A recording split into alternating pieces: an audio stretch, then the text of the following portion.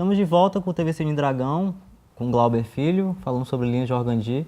Glauber, é engraçado porque no bloco passado a gente estava falando sobre a tendência de ficcionalizar o documentário e sobre lançar um olhar muito particular acerca de temas muito populares, né, e ligados à realidade do nosso estado. E é engraçado porque episódio passado a gente exibiu Lins, que é um filme que é fruto de um documentário do Alexandre Veras, que trata sobre a imigração, né, das pessoas na região do litoral, porque as paisagens vão sumindo.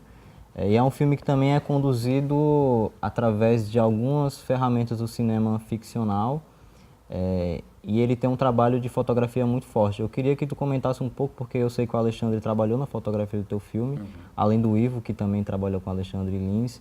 E como que se deu?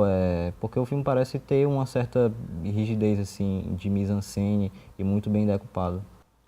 O Linhas ele tem isso, assim, praticamente as locações e a decupagem era uma coisa de uma pesquisa prévia, né, para poder talvez ter o que seria uma estrutura ficcional mais clássica, né, de um cinema mais narrativo, que você tivesse os personagens com uma trama, né, e eles funcionando em relação à decupagem. Então, ele tem muito essa característica de ser algo mais clássico.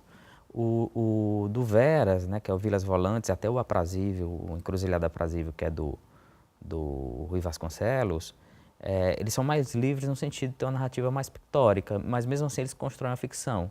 Acho que nenhum dos três assim tem uma preocupação de localizar o lugar do ponto de vista de ser ou não real aquilo, né? Nem os depoimentos, quem está falando, assim, tudo parece ser muito fictício, assim, mas são estilos diferentes. Eu acho essa tendência de documentário, para mim, é essencial. Eu acho que prender a lógica de documentário a uma obrigação com uma realidade, né, para mim é de fato aprisionar. Eu acho que essa liberdade de potencializar o documentário a construções narrativas e a temas mais abstratos que pertencem a esses lugares, para mim me parece mais interessante. A gente chega acho que um documentário humano de quem assiste, né? Um documentário não do humano que está ali na frente, mas o humano que se identifica com questões mais íntimas do espectador. E tá com o Veras e o Ivo, assim, é muito legal. Eu gosto de montar umas equipes com amigos, assim, né? E para mim foi uma certa, assim, primeiro festejar isso, que gosto de fazer documentário com amigos, não ter, assim, uma relação mais hierárquica, profissional. E eu queria os olhares deles, assim, eu queria criar uma certa tensão também, no sentido, já que a gente tinha uma decupagem e cenários já montados, assim, praticamente já prontos, eu queria eles condicionados nesse lugar, assim, meio que se debatendo, querendo fugir para outras paisagens, criar uma certa tensão, um rompimento. Não sei se foi possível, mas assim, eu acho que a gente se deparou com muita coisa que foi meio que do documentário, assim, dessa junção aí. Por exemplo, a chuva não foi algo previsto, nem as nuvens que passam, nem uma sombra que passam, que são coisas... Pareceu bem orquestrado, né? A cena das nuvens Nada, assim. acompanhando. E aí tem uma divisão interessante, porque ao mesmo tempo que você decupa, a gente começava a olhar aquelas nuvens, aquelas coisas assim, olha, isso aqui estão mandando para a gente, vamos aproveitar. Então, esse tempo também que fica a imagem, que permanece a imagem, era algo muito negociado com a gente, com o que se oferecia. E isso é parte do documentário, mais do documentário do que da ficção. O Veras falou muito sobre a capacidade do Ivo de decupar o filme em tempo real. E aí eu queria saber do quanto que o filme está aberto ao acaso também, né? Que é uma coisa muito documentária. Você falou da chuva, mas tem outras cenas, né? Que algumas pessoas entram em cena, aquilo não está planejado, mas de alguma forma compõe o quadro e parece que foi planejado, né? Exatamente. Assim, é porque o que antecede, né, aquele plano, ele está tão decupado que quando entra para esse inesperado, parece que está tudo meio que ensaiado e até as nuvens e as sombras estão ensaiadas, né? E a montagem, obviamente, ajudou nisso, mas assim, tem muita coisa ali em aberto. O que eu acho mais interessante, assim, que me surpreendeu muito, foi ver a presença desse céu, assim, né? É um céu mitológico, assim, parece que tem o Olimpo tá ali, aquelas nuvens estão observando aquelas mulheres, né? Aquela sombra também perseguem, fica vigilante a qualquer desatina, a qualquer ameaça que elas possam fazer àquele destino. Né? E isso, de fato, foi construído na hora ali. Né? Então, obviamente, teve o Veras e o Alexandre para esse momento. Né? A gente dialogar, assim, a cada filmagem, parar de dialogar, ver o que tem, o que é que está decupado para o próximo dia. Né? E aí, apesar de ter o roteiro, tem um outro roteiro que está sendo feito, pensando com a cabeça de montagem, né, de montador, né, no processo do filme. Ele é muito justo, assim, o filme. Não tem muita sobra para montagem também. Glauber, eu acho que a gente podia conversar também um pouco sobre os teus outros trabalhos, né?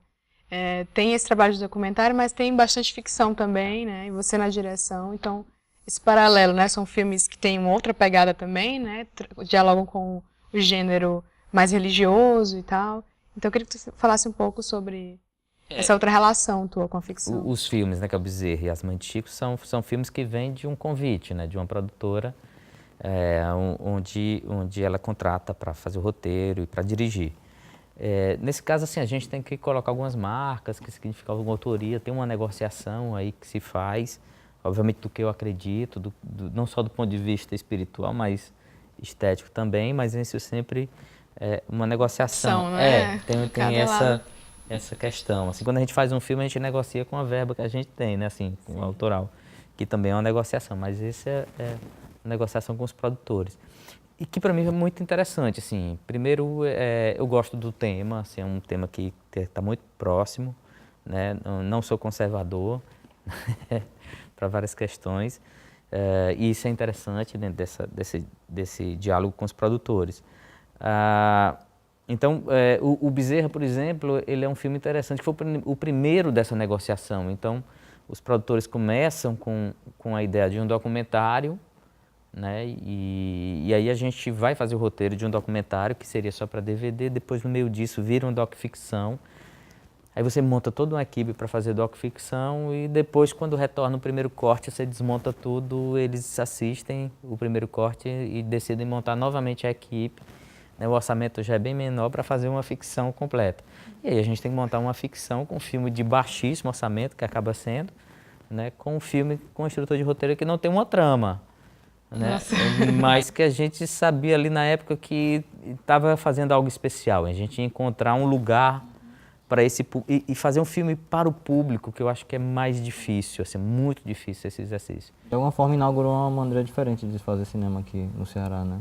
Sim, uma estrutura diferente, assim, de uma produção muito maior, né? Que eu acho isso interessante também, né? Não só a estrutura menor, mas a maior, e essa coisa mesmo de pensar no cinema de mercado. E a ideia também de abrir algo que estava, por exemplo, com o eixo Rio-São Paulo, nessa coisa da produção dos filmes, distribuição de filmes, é tudo lá. Então, de repente, a gente entrou com um nicho ali de público, querendo o filme com essa temática, conseguindo algumas distribuidoras, e aí tem um espaço aberto assim, para outras produções, não só do Nordeste, mas do Brasil todo, que de fato foi o que aconteceu, né? Produções de grandes orçamentos e de baixos orçamentos com essa temática. E para mim isso assim, me sinto satisfeito em estar nesse lugar, né? De ter contribuído para isso. Mas eu acho que o mais interessante é assim, como você pensa o filme do ponto de vista estético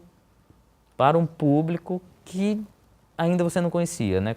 Que ritmo, que luz, que enquadramento você vai dizer. E isso é muito, muito difícil, eu acho. Até hoje eu ainda acho muito difícil. Então, Glauber, para terminar, eu queria que tu falasse um pouco sobre a carreira do filme. Ele fez parte de um projeto importante, né, que é o Doc TV, e agora ele volta a cumprir essa função, né, de ser exibido na TV pública. Inclusive a TV Ceará, ela tem uma audiência muito forte no interior do estado. Como é para ti isso? Eu acho ótimo, assim, que no início fez parte desse programa de teledifusão, né, dos conteúdos audiovisuais, com a produção independente, e aí seguiu, né, a própria TV Ceará, TV Brasil, TV Cultura, TV Senac, né, algumas televisões fora. E perceber que esse filme, né, apesar de ter sido feito em 2007, né, e tem agora esse outro retorno, é bem interessante, porque muitas vezes a gente acha que um conteúdo que foi feito há muito tempo, ele se perde. Quando a gente vai mais ou menos para o cinema, que não tem essa lógica, né? O filme às vezes é esquecido. Mas eu acho que esse conjunto de documentários que foram produzidos, ele é muito interessante nesse sentido. Toda vez você pode revisitar. Então, retornando agora à TV Ceará, eu acho sensacional. Então é isso, muito obrigado, Glauber. Queria agradecer a tua presença, por ter topado. Obrigado, Pedro, Vanessa. Então é isso, fiquem com o filme Linhas de Organdi. A gente recomenda também que vocês acessem o canal do Glauber no Vimeo, é Glauber Paiva Filho, não é? Isso. E assistam outros trabalhos do Glauber, espero que vocês curtam o filme.